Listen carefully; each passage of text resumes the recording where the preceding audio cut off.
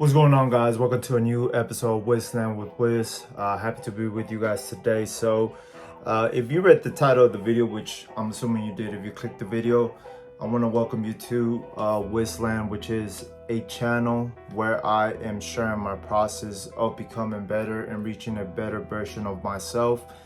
And obviously in that process, I want to become the best version of myself in the financial, in the relationships, and in also my health realms, or whatever the case might be. But overall, guys, this is a self-development channel. I will also include some sports analogies, some sports summaries and breakdowns here and there. But for the most part, I'm more so focused in sharing my journey and sharing just the journey of becoming a better man, because I think it is very important for us to reach our better in our next step in life, becoming better men, not only for us but also for the people that come behind us. Because at the end of the day, if we're not helping each other and we're not growing together and we're not learning and trying to become better, there's not going to be any hope for our society in the future. So that's one of the main reasons I decided to start Wasteland, because it is very important for us men to actually have a voice and be confident about our voice if we're trying to become better. There's nothing wrong with becoming better. There's nothing wrong with having beliefs. There's nothing wrong with having values. There's nothing wrong with having an opinion and being truthful to your opinion. Because if you're being one of the people that just goes with whatever is going on just because you don't want to have quote unquote some controversy, or you don't want to go against the grain, then that's what's wrong with our society in a sense. And I'm not just saying going against the grain should be something that you do just to do it. Obviously, if it's something wrong and it's something not morally correct, I believe it is our duty to step up and say something about it.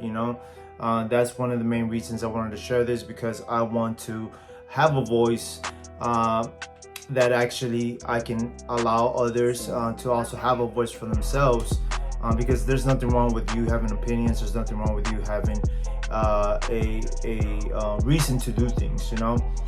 So without further ado, let's go ahead and dive into today's topic, which is developing systems over having goals.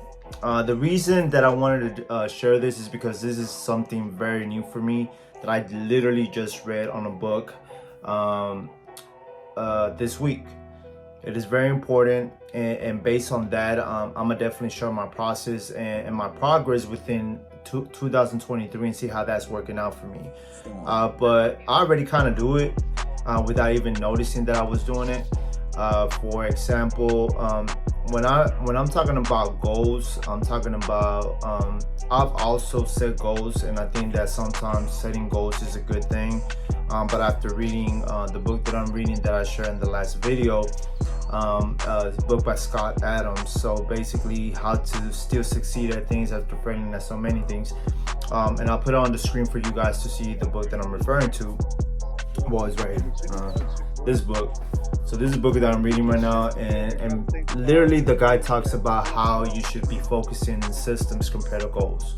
The reason being is because goals have an end to them. Goals are basically, for example, let's say you have a goal of losing 10 pounds, and then eventually you get to the point of you losing those 10 pounds. Life doesn't stop there for the most part. It doesn't stop there. So at 10 pounds, you reach your goal. So what you're doing next, what you got to do next. So once you reach that goal, you're going to stop and you're going to reverse and just go back to your old habits. And sometimes that's what happens when we set goals. We have a goal for to kind of reach certain metrics in our finances. Maybe save, let's say, $1,000 in a month, or maybe save $10,000 in a year, or $20,000 in a year, whatever your goal is. We focus on having that sole goal of reaching that goal for a X amount of time, and then once we reach it, we usually go back to how we were.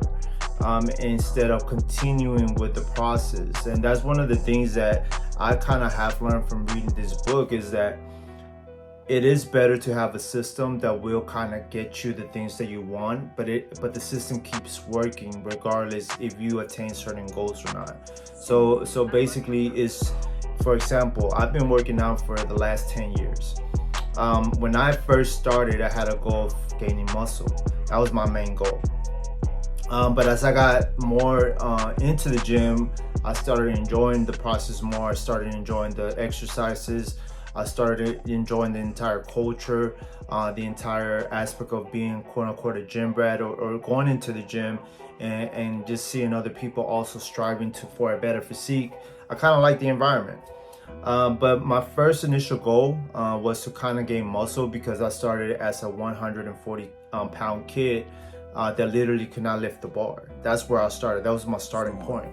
And after consistency over 2 to 3 years, I started seeing a little bit of change in my body, and that kind of motivated me to continue on the process. But eventually, once I got that 5-year mark, it was no longer about getting bigger, but more so about staying consistent in the gym until like the rest of my life. That's the goal, or that's the system. Literally, I don't have set goals, but my system is, when I feel frustrated, I go to the gym. When I use that as a relief for my stress and things of that nature. So it's part of me, it's part of my identity. So it's no longer about just going to the gym to lose weight or to gain muscle or to get stronger, but more so part of my life. So it's something that I always do, I always find time to do. And that was my commitment to it now. So I have a system for that. Meaning, if I have a particular exercise for the day, I kind of make up a quick workout for myself based on what I want to hit that day, the amount of reps I want to do. Am I gonna have a high intakes of calories if it's gonna be a bigger or longer workout, or is it gonna be a more relaxed workout where I will only eat X amount of calories because I don't want to overeat for that day, because my workout is not gonna need as much it's not gonna burn as much calories either. So there is so many things that go to it now that I honestly did not know that I was doing it, because honestly at this point I don't really have a concrete goal. I have kind of like a half-ass kind of thought of me wanting to lose 20 to 25 pounds. That was my initial kind of thought process when I started 75 Hard, that I wanted to go from 210 to initial goal when I started 75 Hard.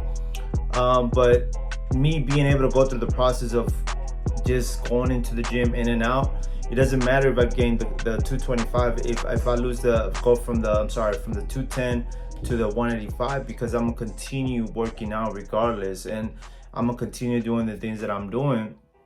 And I'm pretty sure that I probably will go to a point of 185. Right now I'm at 195, so I only got 10 more pounds to go, and I think that's what it means, and that's what they refer to when they're talking about being able to have a system compared to just doing goals. There's no end to a system. It's just something that you do, and it's part of your life, and you're gonna continue doing regardless if there's a goal. So that's one of the main things that I would suggest for you to try, and I'm gonna keep trying it in different aspects of my life.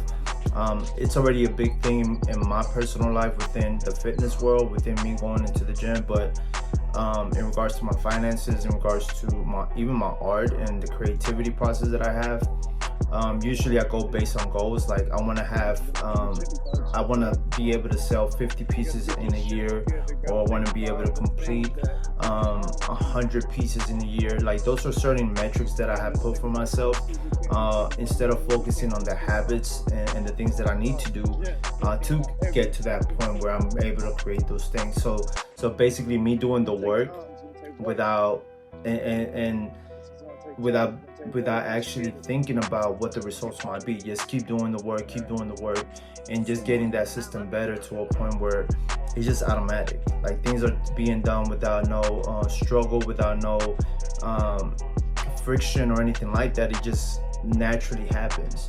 So I think that's one of the main powers about creating systems around whatever thing that you want in life. Because after I read the book, it made me think about it. It made me like really think about, if I want to get to that next level within, let's say, my art, what is it that is missing right now that I'm like kind of, it's kind of not allowing me to get to that next level.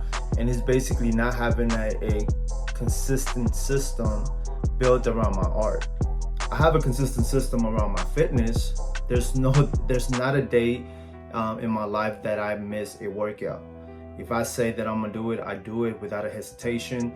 Nobody can stop me. That's my mindset is already set. My mind is set to me going and doing that workout. But when it comes to everything else, there's some friction sometimes, because I haven't put that priority, or have not been able to create the system, or haven't found the system that works for me to be able to do the things that I need to do, like I'm saying that I will do them within those particular things. So yeah, guys, I would recommend this book.